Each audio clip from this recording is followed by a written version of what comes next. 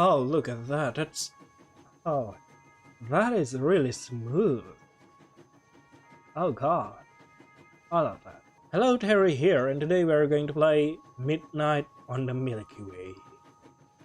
This is a visual novel, by the way, developed in Ren'Py engine. Look at that. Ah, this looks like one of those, you know, night fantasy art. I love it. Either way, let's play the game, shall we? Oh, look at that font. Lovely. Because I could not stop for death, he kindly stopped for me. The carriage held but just ourselves and immortality. We slowly drove, in no haste, and I had put away my labor and my leisure too, for his civility.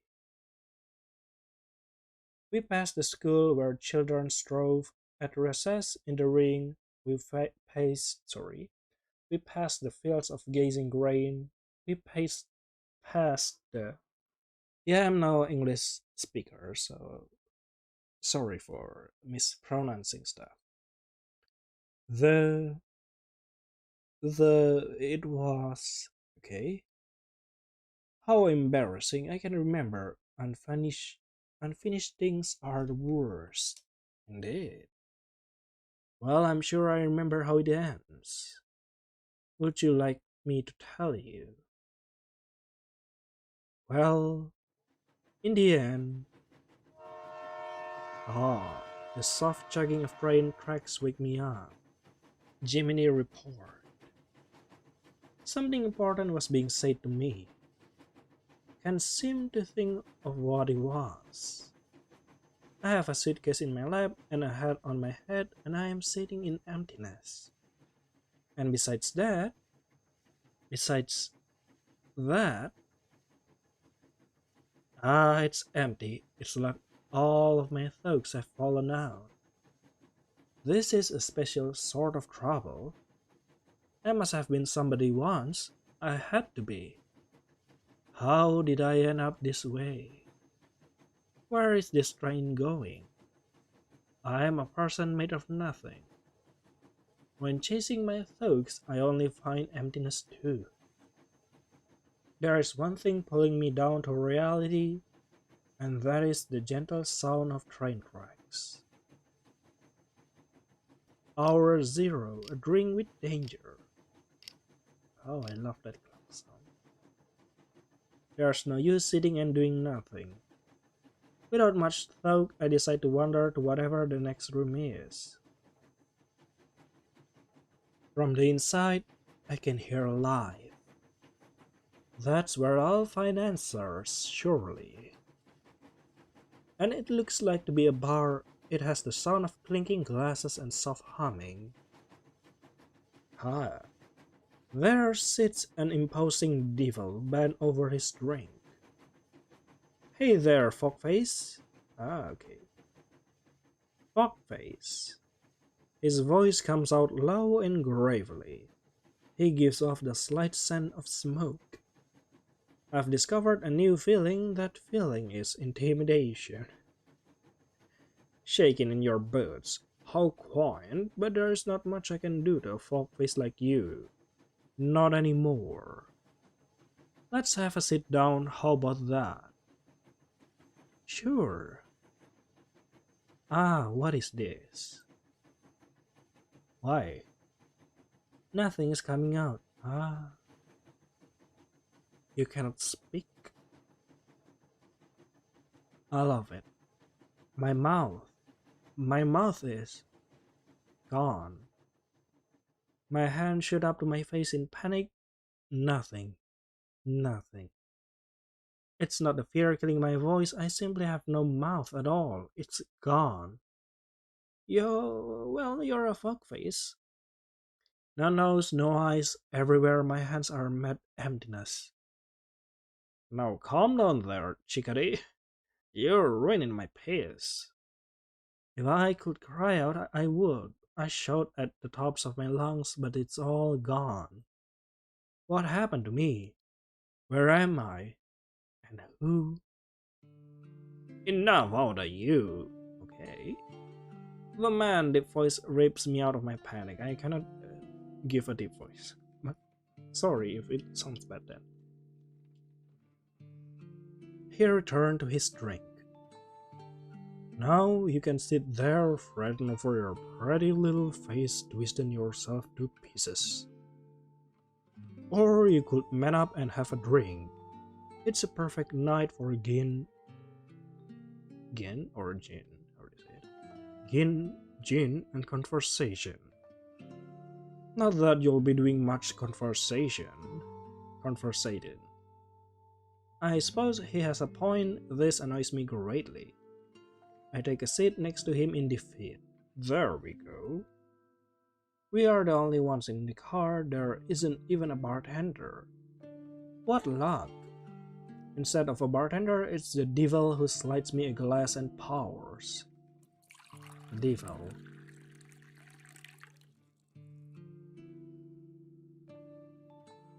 Got this from behind the counter. It don't taste too bad, I say. The name's Huffy, by the way. Huffy. The knife. Even if I could respond, I realize I haven't got anything to respond with. Because even my name is gone. Wait, then how do you drink? I look down into my drink. Looking back at me is a dark fog. That's me. This train, do you know how you got on it? I weakly shake my head. Maybe you're lucky for getting so easy. Not everyone gets that luxury. But by your stand-up looks, you seem like you got some good things to go back to. My stop is coming in due time. If you don't mind, I like to do some conversating. Sure. The devil clears take a slow... Yeah, it is clear, sorry. Takes a slow sip from his glass.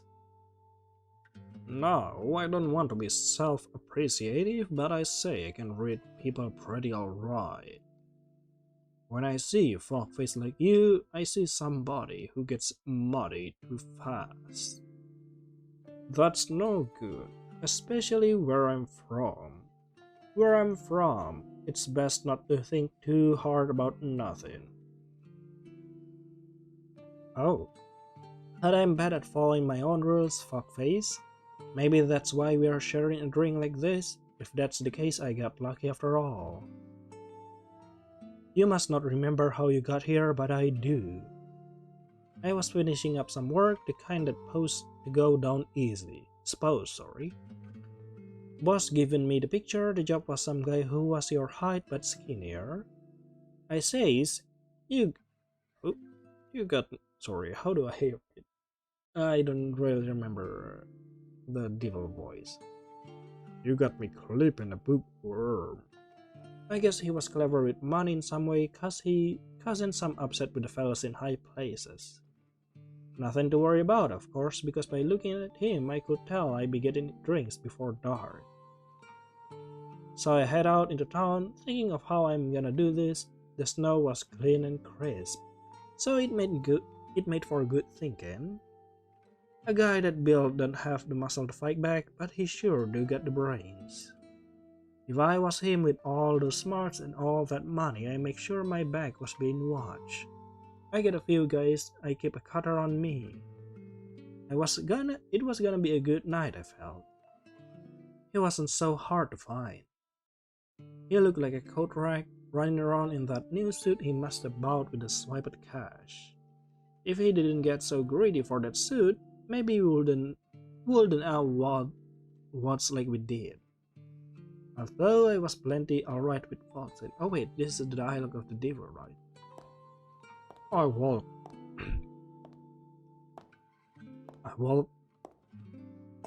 walk right into his trap.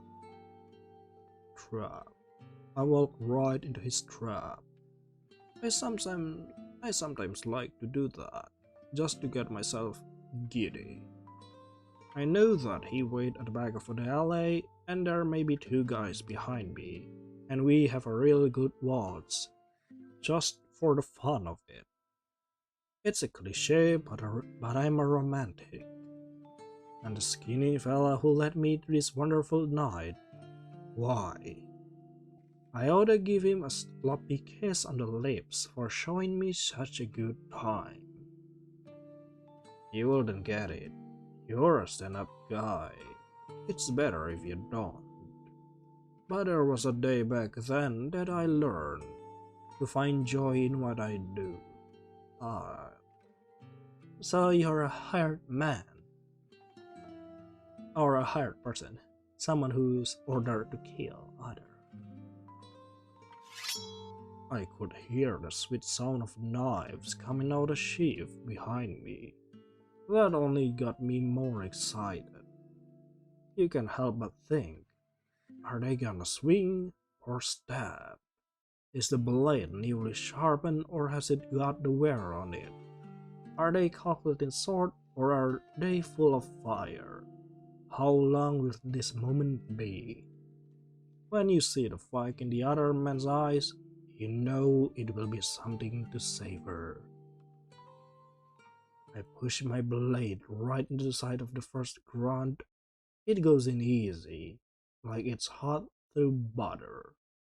He goes down just in time for the other fella to jump out, swinging some iron pipe. I take that pipe. Whoa, correct. He sent flying into the frost. Wait, did I skip something or is it supposed to be like that? Sorry.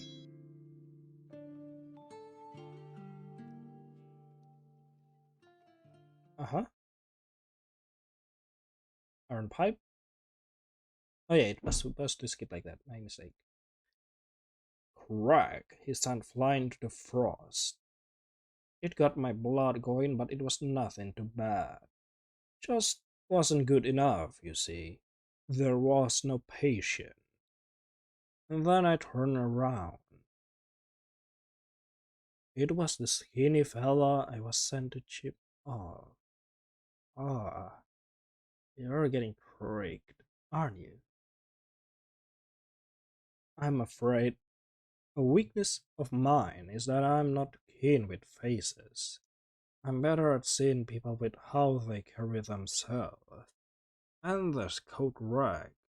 Well, I don't remember his face, but I'll sure as hell remember his quick step, and the hot feeling in my chest when his knife pierced it through.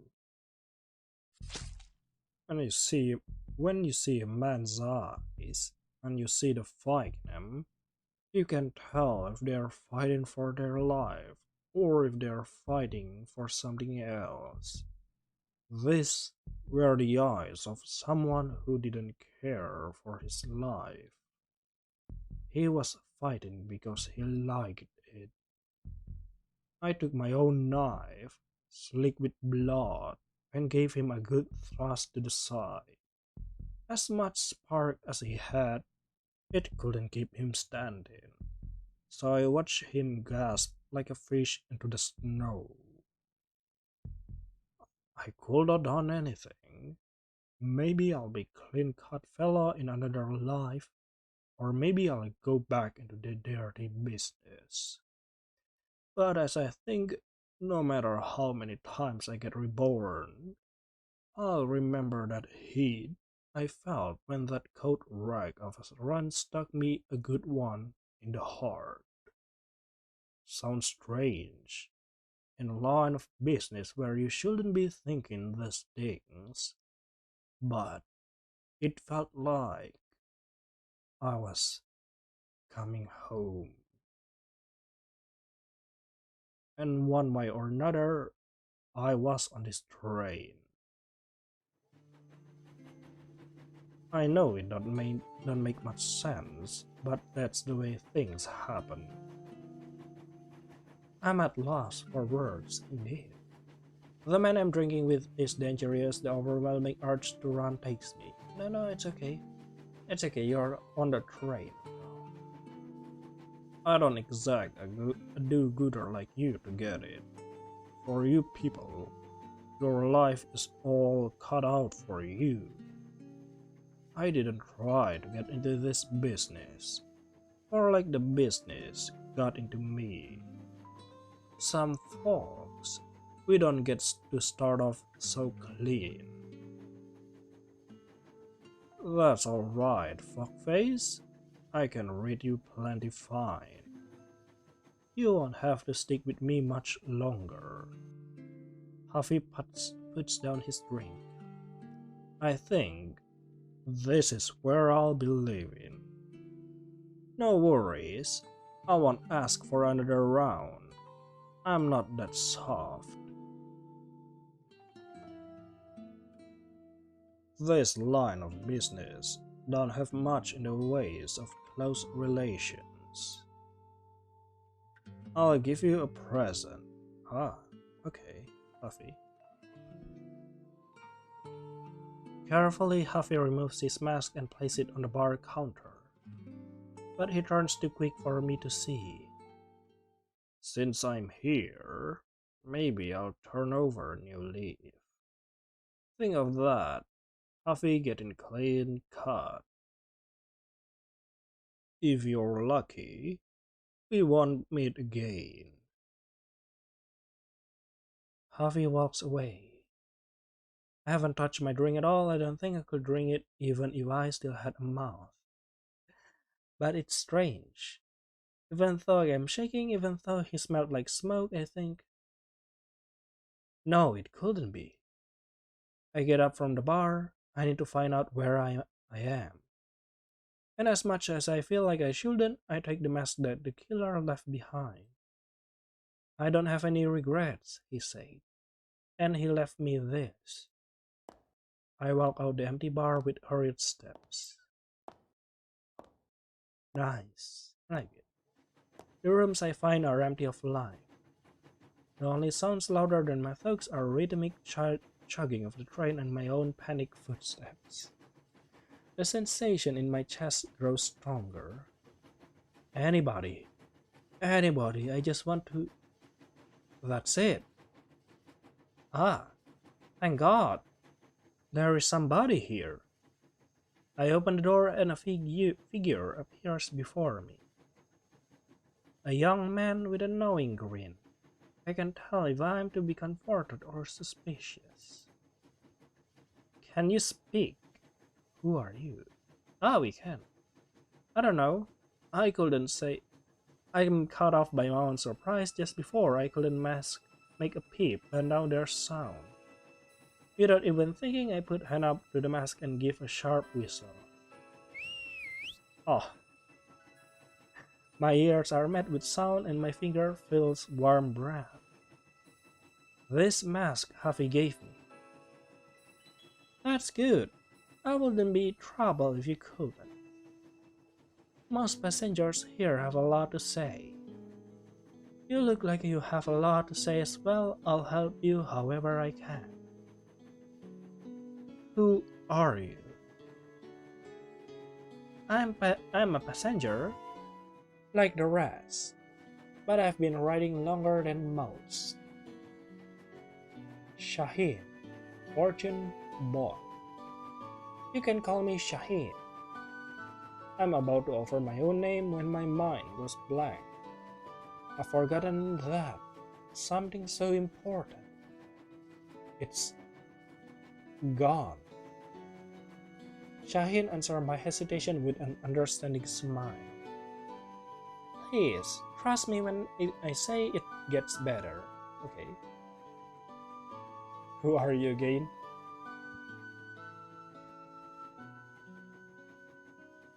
What do you mean passengers? Well, we are on the train, so naturally it would have passengers. I know what you mean. Everyone here has their own circumstances dealing with things just as you are.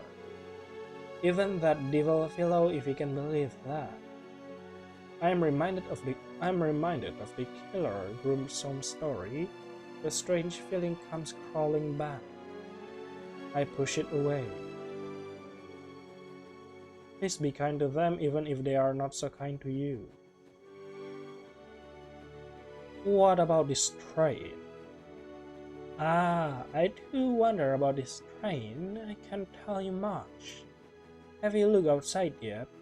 The view is unlike anything. Other than that, I wouldn't worry. Just keep your ticket close.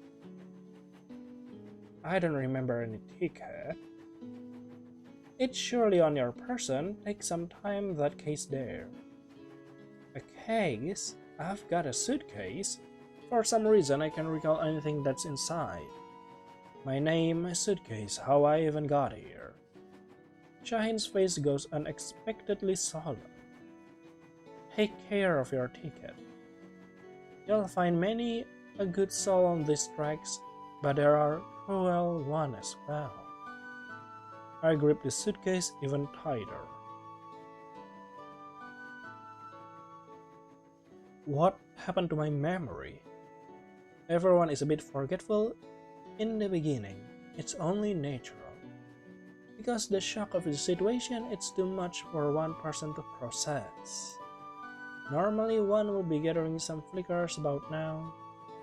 He furrowed his brow deep in thought.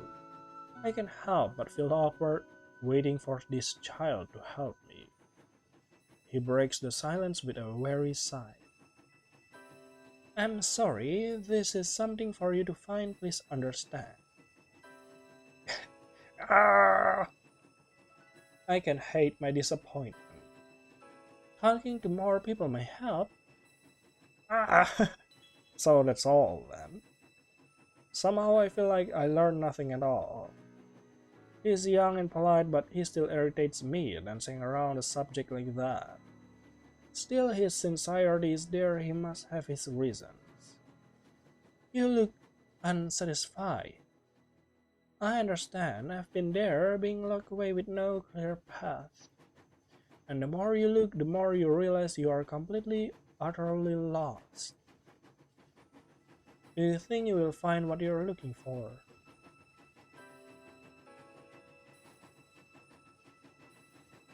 I don't know, truly. I see, well, that is realistic. If you talk to some people, it might give you direction. Oh, sorry. I was supposed to read it in Shahin voice. I feel silly for just saying that. As if I know what to do myself. Please excuse me. Shahin lover comes out bitter. For now, at least rest easy. It can be very stressful coming to terms with all this unfamiliar place alone. But please don't worry, just enjoy yourself while you can. And with that, he makes a movement to leave. Will I see you again? At my fervent question, Shahin lights up with laughter. You sounded like a child there, or some long-lost lover. If I had a face, I would be turning the brightest shade of crimson. Well, dear lover, I'm afraid I've got my own affairs. Please understand, you are very entertaining. It's just some things must be done by yourself. But I'll visit you when I can, alright? Oh, what was that? For some reason my chest hurts. Shahin gives one more glance and offer his condolences and disappears into the next car. There Shahin goes. Somehow it hurts. I feel compelled to rush after him, begging for a little more time. But that's just embarrassing. Even as the chest pain grows, it will be too childish. The thought of drinking with that killer isn't so unattractive, sudden. Anybody, really. A flash from the car window captures my interest. I hadn't thunk to look outside yet, but there I see. Beautiful.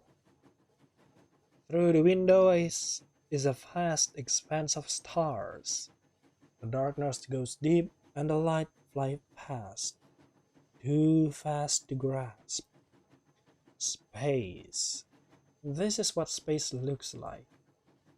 And the stab in my chest, I know that too.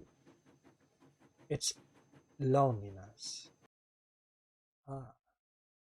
Hour 1, bright pearls for my darling. Oh, what are, what are, who are you?